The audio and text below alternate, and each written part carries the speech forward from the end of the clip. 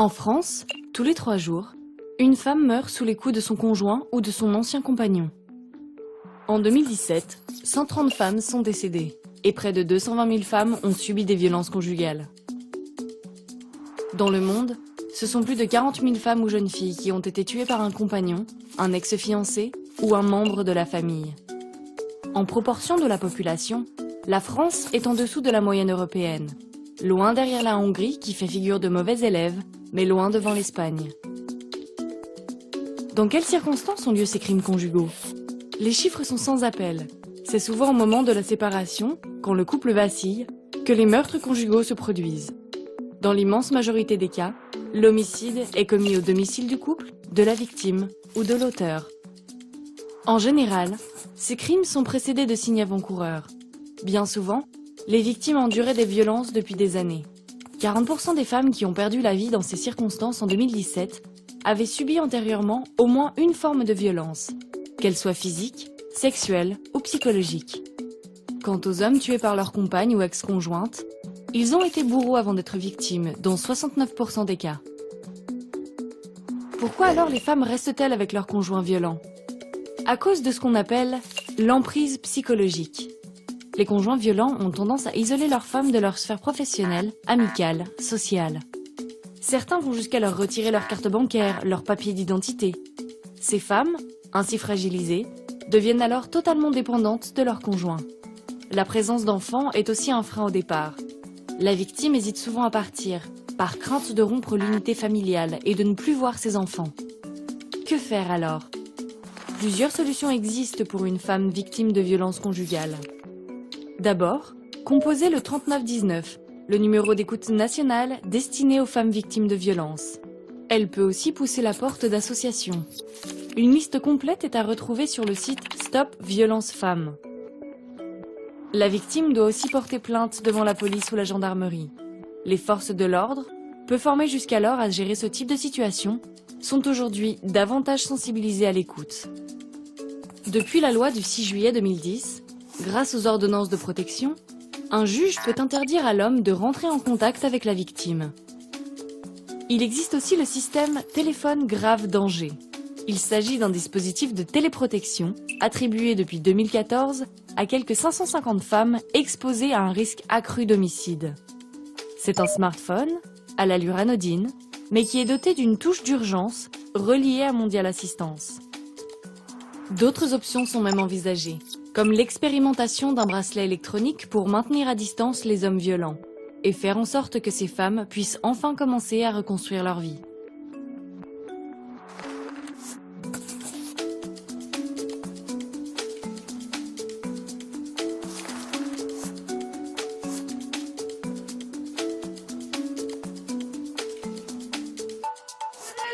Signaler qu'on va attendre 14h15 histoire que tout le monde puisse nous rejoindre, mais qu'au vélo de manif, vous pouvez trouver des pancartes pour celles et ceux qui le souhaitent et vous pouvez trouver des autocollants et des craies. Donc n'hésitez pas à venir chercher du matériel. Toutes les personnes qui ont un brassard mauve comme le mien sont des personnes ressources. Nous sommes là pour vous aider, vous soutenir si vous en avez besoin. N'hésitez pas à venir nous voir. Merci. Qui n'en a pas eu? Qui n'en a pas eu?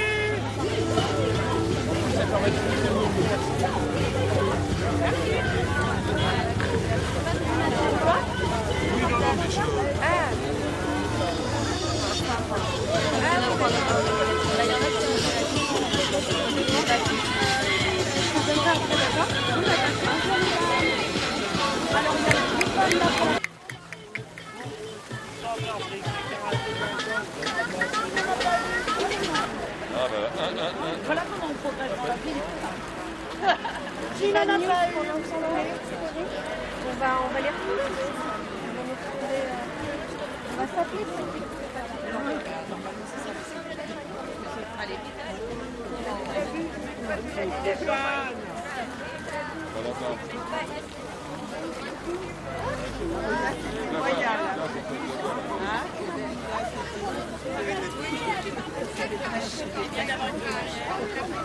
Ouais, du coup, j'ai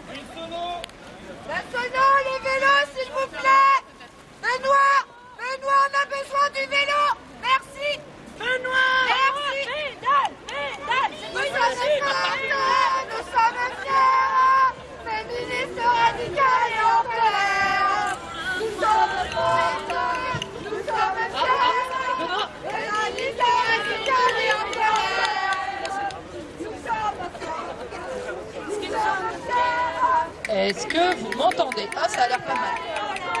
Ok. Bon, bah, tout le monde est là? Eh bien, bienvenue à tous et merci de votre présence pour cette mobilisation organisée conjointement par Nous Toutes Auxerre et Nous Toutes Nord de Lyon. Ce samedi 23 novembre, à l'occasion de la journée internationale... Bon, c'est bon. Pour l'élimination des violences... On choisit le son, hein. On choisit quoi, la musique ou les paroles? Tu me dis quand c'est bon. Ça vient, ça vient. Tu le dis si tu veux pas qu'elle prenne la parole. Ok, donc ce samedi 23 novembre, à l'occasion de la journée internationale pour l'élimination des violences faites aux femmes et minorités de genre, nous manifestons contre les féminicides, les violences sexuelles et toutes les violences de genre. En France, depuis l'arrivée au pouvoir d'Emmanuel Macron, nous décomptons déjà plus d'1 millier de féminicides. 1 millier de femmes et filles assassinées par des hommes. La banalisation du sexisme favorise les violences que nous vivons au quotidien. Discrimination, harcèlement, violences psychologiques, violences au sein du couple, violences économiques, cyberviolence, violences gynécologiques, mutilations sexuelles, mariage forcé, agression, viol, féminicide. Les violences de genre interviennent au croisement de plusieurs systèmes de domination et d'exclusion. Elles touchent particulièrement les personnes aux identités multiples et vulnérabilisées parce qu'elles sont racisées, précaires, lesbiennes, gays, bi, trans, queer, intersexes, exilées, sans papier ou en situation irrégulière, incarcérées, handicapées, affectées par des maladies ou troubles psychiques, vivant avec le VIH, travailleuses du sexe, victimes de l'exploitation, à la rue, usagères de produits psychoactifs, mères isolées, mineures, âgées, grosses. Les rapports de domination s'entretiennent et se renforcent. Nous dénonçons l'inaction volontaire de l'État. Le gouvernement enterre la commission indépendante sur l'inceste et les violences sexuelles faites aux enfants, la Civise, abandonne les associations et les services de protection de l'enfance qui subissent des coupes budgétaires. Nous sommes dans la rue pour réclamer des politiques publiques avec un budget pérenne annuel d'au moins 2,6 milliards d'euros. Nous sommes dans la rue pour crier notre colère face aux violences sociales qui se sont multipliées ces dernières années et impactent particulièrement la vie des femmes, des personnes LGBTQIA+, et des enfants. Dans un contexte d'explosion de l'antisémitisme, de l'islamophobie et de toutes les formes de racisme, ainsi que de la transphobie, nous sommes aussi dans la rue pour dénoncer la haine entretenue par la fascisation des discours politiques et médiatiques qui impactent directement nos vies. Nous rappelons que l'extrême droite en particulier représente une menace immédiate pour les femmes, les personnes minorisées et les enfants. Niant le résultat des urnes, Emmanuel Macron continue de dérouler le tapis rouge à l'extrême droite en nommant un Premier ministre et un gouvernement réactionnaire ayant voté contre les droits des femmes, des minorités de genre et des enfants. Nous manifestons notamment contre les politiques LGBTQIA-phobes dans les thérapies de conversion et la mutilation des enfants intersexes. Nous sommes aussi dans la rue, en solidarité avec nos sœurs et nos adelphes du monde entier, et en soutien de tous les peuples victimes de la colonisation, des génocides, des guerres. Partout où il y a des guerres et des régimes totalitaires, les femmes, les personnes LGBTQIA+, et les enfants subissent le viol, les pires violences et voient leurs droits bafoués. Nous exigeons le respect par le gouvernement français du droit international et de l'autodétermination des peuples, la fin de toute politique coloniale et l'arrêt immédiat de l'armement des régimes génocidaires.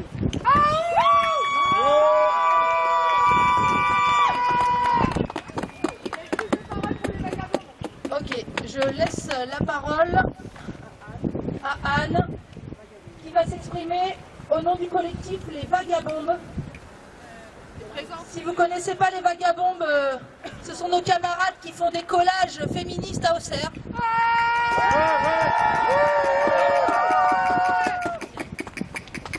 Alors voilà le logo des Vagabombes. Je vais te dire. Voilà.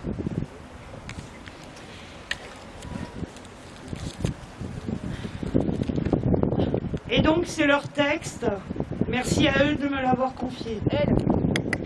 Oui, merci à elle. Ça commence fort. Elle danse. Elle danse à travers chaque âme. Elle danse pour la vie. Elle danse pour la liberté. Elle danse au milieu des flammes. Elle danse contre l'oppression. Elles dansent dans une mare de sang. Elles dansent pour survivre, elles dansent pour en finir. Elles dansent aux côtés des femmes et des fillettes en jupe longue, les cheveux au vent. Aujourd'hui, elles célèbrent la lutte, protestent pour le changement, dénoncent pour ne pas qu'on oublie les violés, les agressés, les battus, les vendus, les désespérés, les effrayés, les mortes. Aujourd'hui, les femmes, les fillettes dansent. Aujourd'hui, les survivantes dansent.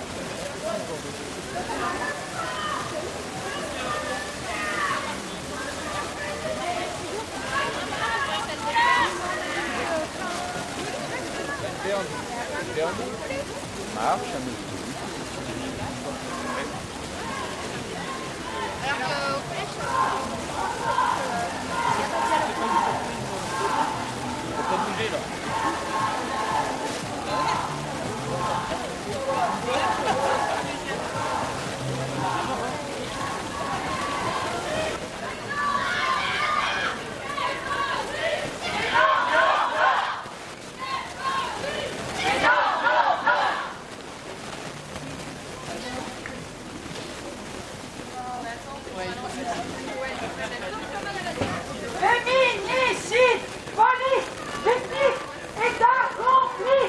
Féminicide, police, justice, État compris. Féminicide, police, justice, État compris. Féminicide, police, justice, État compris.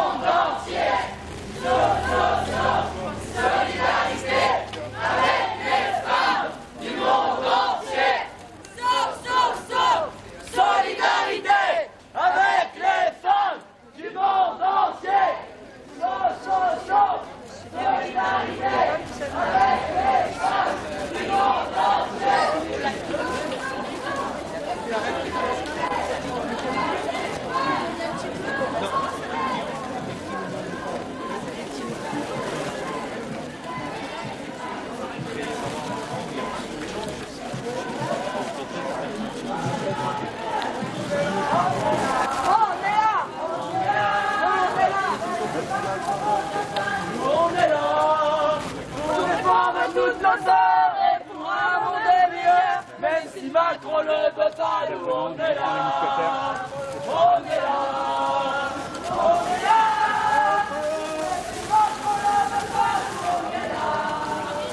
Pour l'honneur des travailleuses et pour une retraite heureuse.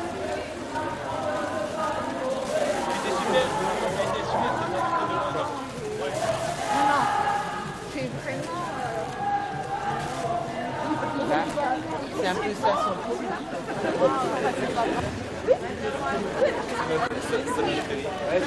Il y a monsieur le président aussi. Ouais, je sais, il est passé chez lui.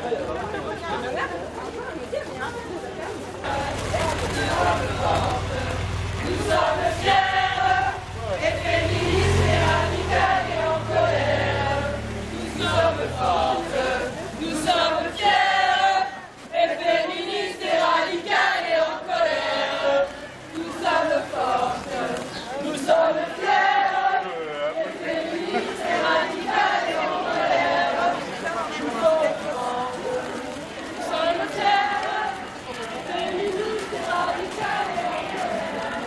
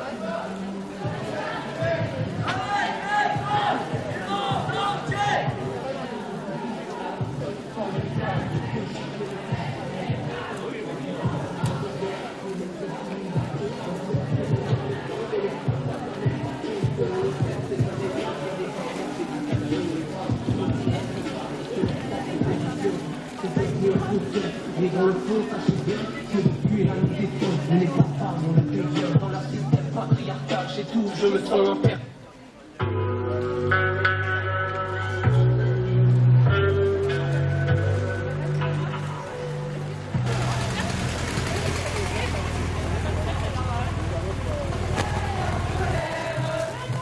Nous attendons notre vélo sonore pour la deuxième prise de parole. S'il vous plaît, acclamez la Deviner, le trajet de cette manifestation n'est pas anodin. Nous suivons le trajet d'une femme ou d'une personne LGBTQIA+, victime de violences sexistes et ou sexuelles. Un trajet de force et de courage qui mène du commissariat au palais de justice et que nous voulions terminer symboliquement au monument pour l'élimination des violences à l'égard des femmes. Parce que nous voulons croire qu'un jour, nous en aurons fini des violences sexuelles et sexistes. En France, 250 femmes sont violées chaque jour. 32% ont été victimes de harcèlement sexuel au travail. 1,2 million de femmes sont la cible d'injures sexistes chaque année. 6,7 millions de personnes ont subi l'inceste. Ces violences que subissent en France et dans le monde les femmes et les enfants ne sont pas une fatalité. Pour les combattre, nous devons sortir et faire sortir du déni. Et pour cela, il est nécessaire de répéter inlassablement ces chiffres accablants. Tant que nous minimisons la réalité des violences. C'est pour rendre visible cette réalité qu'aujourd'hui, nous avons choisi de ne pas donner la parole aux hommes cisgenres. Parce que les hommes présents à nos côtés aujourd'hui ont conscience que l'organisation de notre société fait exister une multiplicité de petits et grands privilèges dont ils bénéficient. Et pour éviter d'user et d'abuser de cette situation, le plus évident est de laisser les femmes parler, les écouter, se taire et soutenir du mieux possible. Mais aussi de prendre sa part, à égalité, des tâches du quotidien si on vit en colocation ou en couple, en veillant à ne pas reproduire de stéréotypes et en essayant de convaincre son entourage de faire pareil. Et parce que plus que leur confort personnel d'hommes cisgenres, ce qui compte, c'est la possibilité pour les personnes concernées par des violences sexistes, sexuelles ou de genre de se retrouver pour militer et s'exprimer. De nous exprimer pour répéter que ces violences ne sont pas une fatalité. Il suffirait de déclencher un plan d'urgence contre les violences avec toute la puissance de l'État pour faire en sorte que l'intolérance à ces violences devienne la norme. Ce plan est connu, il est dans nos revendications depuis des années. Il manque simplement la volonté politique. Alors nous continuerons de nous rendre visibles encore et encore pour que vienne la volonté politique. Aujourd'hui, je prends la parole pour les Jeunes Insoumis et j'aimerais vous parler d'un sujet crucial, l'importance d'un féminisme véritablement inclusif. Nous sommes à un tournant de notre mouvement où nous devons réaffirmer nos valeurs fondamentales d'égalité et de justice pour tous. Malheureusement, certains groupes tentent de détourner le féminisme de sa mission. Ils prônent l'exclusion plutôt que l'inclusion, la division plutôt que l'unité. Imaginez un instant des personnes qui prétendent défendre les femmes, mais qui en réalité excluent certaines d'entre elles. C'est ce que fait l'extrême droite quand elle essaie de se réapproprier le féminisme. Ouais! Je parle notamment du mouvement TERF, Trans Exclusionary Radical Féministe. Ces personnes, sous couvert de féminisme, rejettent nos sœurs transgenres et aussi nos sœurs racisées en remettant en question leur identité. Les positions TERF sont profondément problématiques. Elles refusent de reconnaître les femmes trans comme de vraies femmes. Elles s'opposent à leur accès aux espaces féminins, comme si leur présence constituait une menace. Elles critiquent même les politiques progressistes qui reconnaissent l'autodétermination du genre. Je pense aussi aux féministes nationalistes, directement liées au TERF, qui insistent sur la préservation d'une culture nationale et en excluant les femmes dont l'identité ne correspond pas à leur vision ethno-culturelle. Il y a des noms qui ressortent, Marguerite Stern, Dora Muto, qui ont notamment écrit Transmania, un livre qui parle de supposées dérives de l'idéologie transgenre, et même bien connu, J.K. Rowling. Mais réfléchissons un instant, n'est-ce pas là l'antithèse même du féminisme? Le féminisme que nous défendons est un mouvement d'émancipation pour toutes les femmes, sans exception. Il célèbre la diversité des expériences féminines plutôt que de les restreindre. Il lutte contre toutes les formes d'oppression, pas seulement celles qui touchent un groupe spécifique. Alors que pouvons-nous faire? Éduquons et éduquons les autres. Partageons les histoires de femmes trans et racisées, leur lutte, leur victoire. Ces récits ont le pouvoir de toucher les cœurs et d'ouvrir les esprits. Agissons concrètement, créons des espaces féministes véritablement inclusifs. Soutenons les lois qui protègent et autonomisent toutes les femmes. Combattons la désinformation avec des faits et de la bienveillance. En conclusion, mes amis, le chemin vers un féminisme pleinement inclusif n'est pas toujours facile, mais il est essentiel. C'est un chemin que nous devons tracer ensemble, car au final, notre force réside dans notre unité. Ensemble, nous pouvons créer un monde où chaque personne peut s'épanouir, quelle que soit son histoire.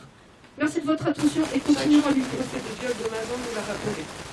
Le violeur n'est pas l'inconnu de la rue, mais un ami, un proche, un voisin, une personne de notre famille. Pour protéger les victimes et éradiquer les violences, il faut des moyens. Pourtant, Emmanuel Macron nous impose sur ce sujet encore une cure d'austérité. Pour inviter la justice aux victimes, il faut respecter leurs droits. Aujourd'hui, seuls 0,6% des viols aboutissent à une condamnation. Partout en France, comme ici à Auxerre, la France Insoumise se joint à cette manifestation et entend lutter pour allouer les 2,6 milliards de budget demandés par les associations, inscrire le consentement dans la définition pénale du viol, mais aussi lutter contre l'impunité des agresseurs sexuels et la correctionnalisation des viols, notamment en augmentant les moyens du personnel judiciaire et de police. Développer la prévention et la formation en commençant par les secteurs de l'éducation, de la police, de la justice et du soin. Appliquer la loi de 2001 prévoyant 3 séances annuelles d'éducation à la sexualité tout au long de la scolarité. Porter une diplomatie féministe afin de contribuer au combat des droits des femmes dans le monde en augmentant les financements internationaux. La France insoumise se tient aux côtés des femmes et de toutes les victimes de violences sexuelles. Pour lutter contre les violences faites aux femmes, pour que les atteintes aux droits des femmes ne soient plus classées sans suite, le Parti communiste demande la mise en œuvre de 10 mesures d'urgence. Je vous invite à aller les voir sur le site internet du PCF. Je citerai seulement la première. Adopter une loi cadre intégrale contre les violences et redonner aux services publics les moyens financiers et humains de fonctionner à la hauteur des enjeux. Service public. C'est une notion qui fait tilt évidemment dans la tête d'un membre du PCF. Alors je me dis, allons voir ce qu'il y a comme service public dans Lyon pour aider les femmes dans leur lutte. Sur internet, je tombe sur le site arrêtonslesviolences.gouv. L'État vous protège, politique de lutte contre les violences faites aux femmes, action principale de l'État. On me propose trouver un dispositif de lutte contre les violences sexistes et sexuelles. La liste des départements défile. Aube, 3 dispositifs. Aveyron, 6. Corrèze, 6. Eure, 13. Yonne, 1. Centre d'information sur les droits des femmes et des familles de Lyon. Adresse, Le Phare. Violence prise en charge. Activité d'accompagnement, permanence, fermeture. Pas de fermeture prévue pour le moment. Bandeau clignotant à droite de l'écran. Attention, à compter du 1er janvier 2017, changement dans les permanences, notamment à Sens. Nous sommes le 23 novembre 2024. La lutte contre les violences faites aux femmes est tellement une priorité dans Lyon que le seul dispositif mis en place pour aider a été mis à jour la dernière fois en 2017. Et c'est tellement une priorité que, à Auxerre, ce dispositif est indiqué comme figurant à une adresse qui, aujourd'hui, Le Phare est un tas de gravats. Ça interpelle sur le travail de conviction qu'il reste à faire.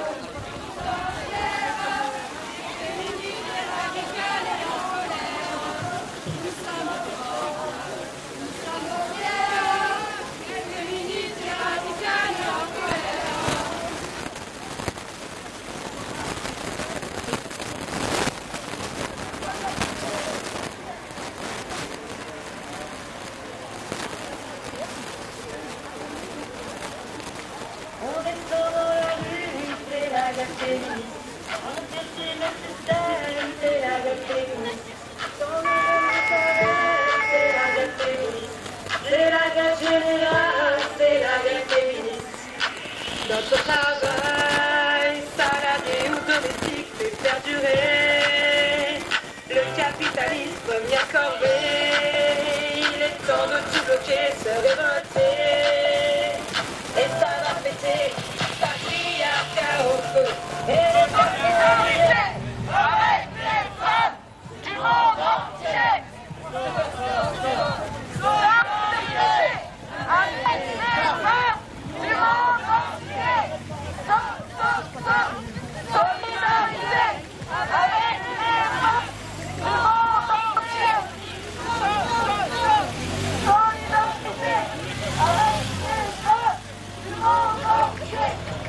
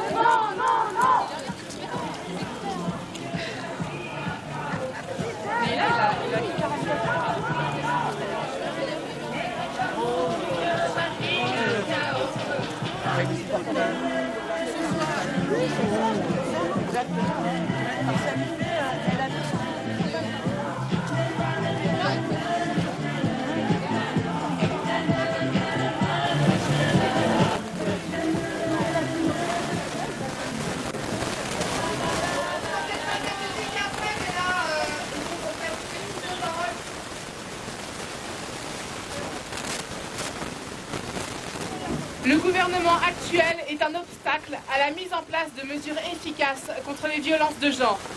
Nous refusons qu'il instrumentalise nos revendications féministes à des fins racistes, xénophobes, transphobes et réactionnaires. Nous exigeons donc sa démission et nous appelons à la nomination d'un gouvernement féministe et antiraciste qui mettrait la justice sociale au cœur de son projet politique afin que nos revendications soient réellement entendues. Une fois ce nouveau gouvernement en place, nous pourrons enfin obtenir ce que nous demandons déjà depuis des années, la mise en place d'un budget minimal de 2,6 milliards d'euros pour la lutte contre les violences de genre et l'adoption de politiques publiques à la hauteur de l'urgence des besoins. Ces politiques publiques doivent s'articuler autour de 3 axes: la prévention des violences de genre, l'accompagnement et le soutien des victimes, ainsi que la garantie à l'accès équitable aux droits fondamentaux de tous. Sur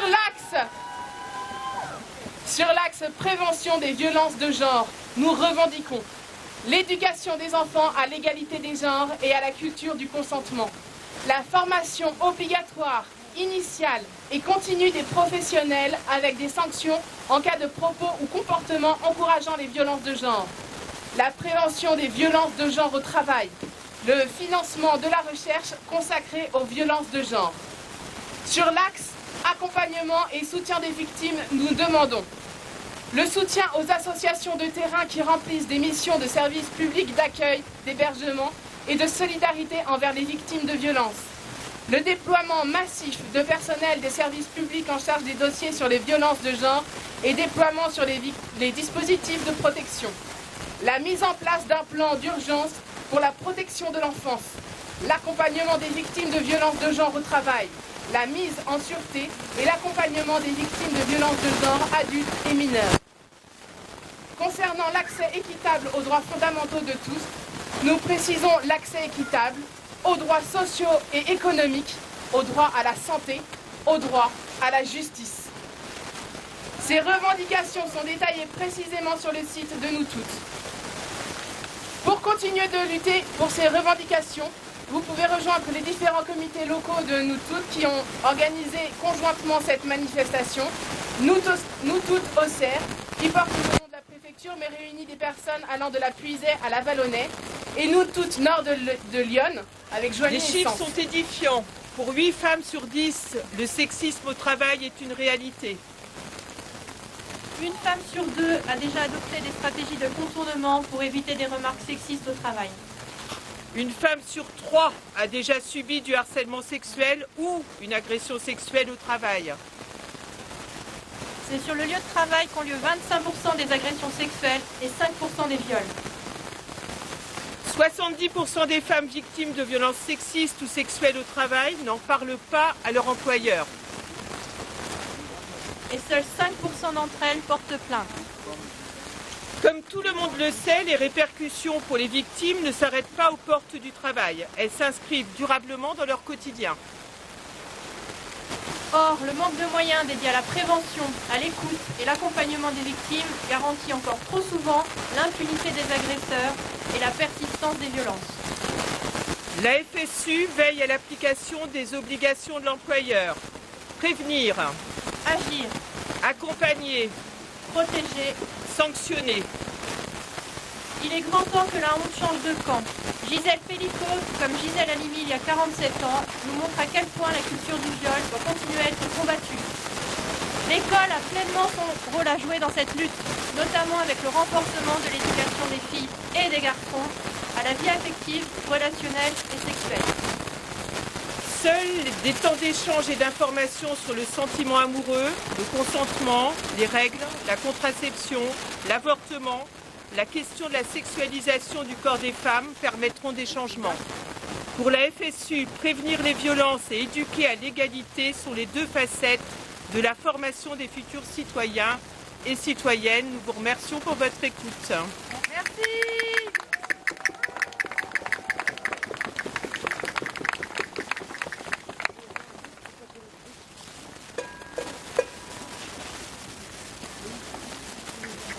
Bonjour à toutes, à tous. Merci beaucoup pour votre présence. Je vais vous parler en tant que militante du Parti Socialiste, mais en tant que militante et en tant que femme surtout. Merci vraiment pour votre présence, ça fait chaud au cœur parce que le corps de femme nous appartient et votre présence à toutes et à tous aujourd'hui est vraiment la preuve que la parole aujourd'hui se libère et que nous pouvons en parler. Car où sont passées les priorités qui devaient être faites aux violences faites aux femmes, aux violences intrafamiliales qui devaient soi-disant être la priorité d'un mandat? Où en est-on aujourd'hui? quand on voit que les budgets alloués aux collectivités territoriales diminuent. C'est pas en donnant moins d'argent aux départements, moins d'argent aux communes, moins d'argent aux associations qu'on arrivera à lutter ensemble contre ces violences. Il faut vraiment une politique qui soit offensive, avec un vrai mot d'ordre, avec une vraie volonté. Des pays aujourd'hui y sont arrivés. Pourquoi n'y arriverions-nous pas? Je voulais vraiment toutes vous remercier, et chaque femme est un homme comme les autres. Je représente le collectif sénonais de soutien aux exilés, qui a appelé à participer à la manifestation aujourd'hui. En effet, être femme et exilée, c'est souvent avoir dû fuir son pays, précisément parce qu'on est une femme ou une fille. C'est trop souvent être victime de violences sexuelles pendant le parcours migratoire. C'est être confronté à la précarité menstruelle sur la route, dans les camps, dans la rue. C'est subir les violences de genre et ne pas oser porter plainte parce qu'on est sans papier. C'est se heurter à tous les préjugés sexistes qui s'ajoutent au racisme. C'est être régulièrement humilié en tant que femme et devoir se justifier à tout bout de champ parce que lorsqu'on est mère, on est quelquefois traité de mère négligente. C'est un difficile accès à un suivi gynécologique et à la contraception. Oui, vraiment, solidarité avec toutes les femmes en exil et comme le disent nos sœurs iraniennes, femmes, vie, liberté. De vous être rendus disponibles. C'était une superbe manif, d'autant que l'RT prévoyait qu'on soit 50. Donc merci d'avoir permis que ce soit une sacrée réussite. Et pour celles que ça peut concerner, on ne les a pas cités parce que c'est un collectif tout nouveau et qui ne nous a pas rejoints sur la mobilisation. Mais il existe aussi maintenant à nous toutes en Puisay du côté de Saint-Sauveur. Nous sommes le continent noir, levons-nous femmes esclaves et brisons nos entraves. Debout, debout, debout, debout, asservis, humiliés les femmes, achetés, vendus, violés. Dans toutes les maisons, les femmes hors du monde reléguées. Levons-nous femmes esclaves et brisons nos entraves. Debout, debout, debout, seules dans notre malheur, les femmes, l'une de l'autre ignorées. Ils nous ont divisés, les femmes, et de nos sœurs séparées. Levons-nous femmes esclaves et brisons nos entraves. Debout, debout, debout, le temps de la colère, les femmes, notre temps est arrivé. Connaissons notre force, les femmes, découvrons-nous des milliers.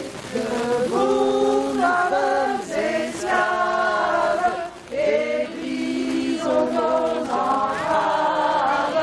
Debout, debout, debout, reconnaissons-nous les femmes, parlons-nous, regardons-nous, ensemble on nous opprie les femmes, ensemble révoltons-nous.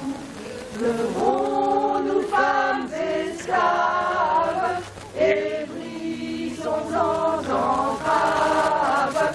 Debout, debout, debout. Ah oui. Vas-y, je t'en prie.